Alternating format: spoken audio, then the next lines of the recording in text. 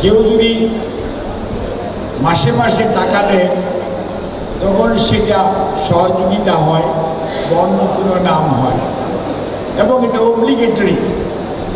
এটা কিন্তু অব্লিগেটরি, আপনাকে দিতেই হবে। আর অন্য কেউ যদি বলে একটা অনুষ্ঠান করবো 10টা টাকা দেন, তখন হয়ে যায় এটা আরেকটা নাম। কাজেই আমাদেরও খুব জানার আগ্রহ হয়, আলাদিনের চেরাগ আপনারা পেলেনটা কোথায়, এই টাকার পডকাস্ট কোত্থেকে আসে, এবং আমাদেরও তো জানার আগ্রহ হয় আপনারা বাংলাদেশের মানুষের ভাগ্য উন্নয়নের কথা বলে পৃথিবীর বিভিন্ন জায়গা থেকে বিভিন্নভাবে আপনারা সম্পদ আহরণ করেছেন, ভাগ্য নিজেরটাও করেছেন, একটা দলেরটাও করেছেন, এবং সাধারণ মানুষের ভাগ্যের কোনো উন্নয়ন ঘটান নেই। কাজে এই কথা যখন বলবেন, আপনাদের জনপ্রিয়তা আমাদের তো দেখা আছে, আপনাদের চরিত্র সম্পর্কে আমাদের ধারণা আছে। 86 সনে মনে আছে লালদিঘির ময়দানে একটা মিটিং হয়েছিল, পরায়ণকৃত স্বৈরাচার বলেছিল যে যারা কিসে যাবে, নির্বাচনে যাবে, তারা জাতীয় বেঈমান বলছিল না। রাত্রে যেই কিন্তু গিয়েছিল, খালি উনি একা যায় নাই, আরেকটি দলও গিয়েছিল, মনে আছে? আমরা এখন বলি না। কাজেই ওই স্বৈরাচারের দূষণ কারা ছিলেন সেটিও কিন্তু হিসাব করে দেখতে হবে। 91 সালে যখন যুগপৎ আন্দোলন, 7 দল 15 দলের আন্দোলন হলো, স্বৈরাচার বিদায় নিল 90-এ, জাস্টিস শাহাবুদ্দিন সাহেবের নির্বাচন হলো। খসরু ভাই হাসবে হয়তো শুনলে, কারণ উনি সমন্বয়কারী দায়িত্ব পালন করেছেন এই চট্টগ্রাম শহরে, এবং কেউ কেউ আমাদের দেশনেত্রী বেগম খালেদা জিয়ার প্রধানতায় কিছু সিট পেয়েছিলেন। ওনারাই কিন্তু 94 থেকে আমাদের বিরুদ্ধে 174 দিন হরতাল করেছিলেন, মনে আছে? এবং এই যমুনা ব্রিজ যেই দিন উদ্বোধন হয় সেই দিনও কিন্তু হরতাল হয়েছিল। ভ্যাট যেই দিন চালু হয়, বাংলাদেশের অর্থনীতি নিয়ে অনেক গর্ব করেন, সেই দিনও কিন্তু হরতাল দিয়েছে। খেলা আছে তো আপনার। আজই ইনারাই ওই যখন গেল, বিএনপি যখন সংস্কার করে নিরপেক্ষ তত্ত্বাবধায়ক সরকার সংবিধানে সন্নিবেশিত করার কথা বলল, ওনারা পেটে বসল। বিএনপি সংবিধান রক্ষার জন্য, গণতন্ত্র রক্ষার জন্য, সেই সংস্কার করার জন্য 15ই ফেব্রুয়ারি ইলেকশন করল, সংবিধান সংস্কার করলো। বিএনপি গণতন্ত্রে বিশ্বাস করে, দেশনেত্রী বেগম খালেদা জিয়া তার সরকার তার মন্ত্রিসভা পদত্যাগ করে তার পরবর্তীতে নির্বাচন হলো, এবং সেই নির্বাচনে খেয়াল করে দেখেন দেশের বৃহত্তম বিরোধী দল হলো বাংলাদেশ জাতীয়তাবাদী দল, 116টি সিট নিয়ে, মনে আছে? আর যারা এইগুলো করলো তারা কি করলো?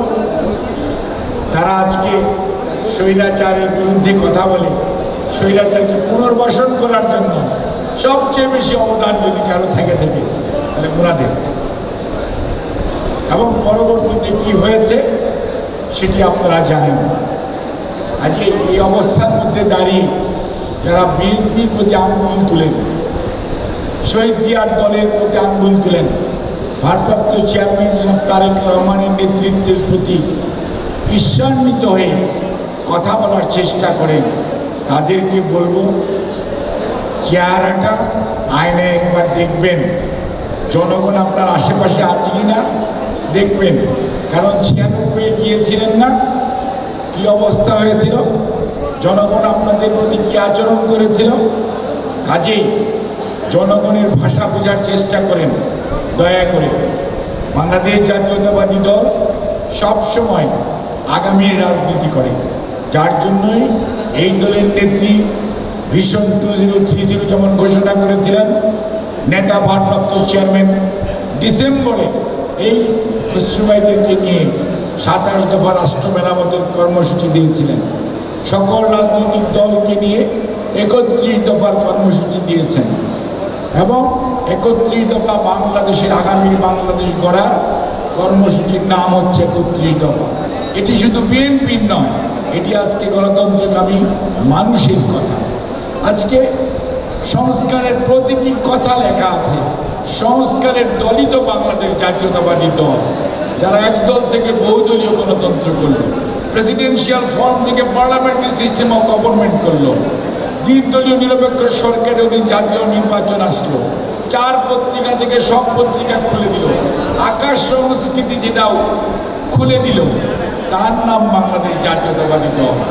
এবং এই দেশে আজকে নারী শিক্ষা বলেন, নারী আন্দোলন বলেন, প্রত্যেকটার পিছনেই বাংলাদেশ জাতীয়তাবাদী দল। কাজে বিএনপিকে ছোট করবেন, বিএনপির সাথে কম্পিট করবেন, প্রতিযোগিতা থাকা ভালো, প্রতিহিংসা করা ভালো না। কারণ প্রতিযোগিতায় যদি ফার্স্ট হন ভালো। আমরা 31 দফা কর্মসূচি নিয়ে জনগণের কাছে গিয়েছে বাংলাদেশ জাতীয়তাবাদী দল। আপনারাও কর্মসূচি দেন, খালি খালি বকাবকি করেন কেন? খালি খালি মানুষের চরিত্র হনন করার চেষ্টা করেন কেন? খালি খালি মানি না, মানব না, এই সমস্ত কথাবার্তা কেন? জনগণের প্রতি শ্রদ্ধা রাখেন, জনমতের প্রতি শ্রদ্ধা রাখেন, জনগণের কাছে যান আপনার কর্মসূচি নিয়ে। জনগণ যারটা পছন্দ করবে আগামী দিনে তাকেই জনগণ দায়িত্ব দিবে।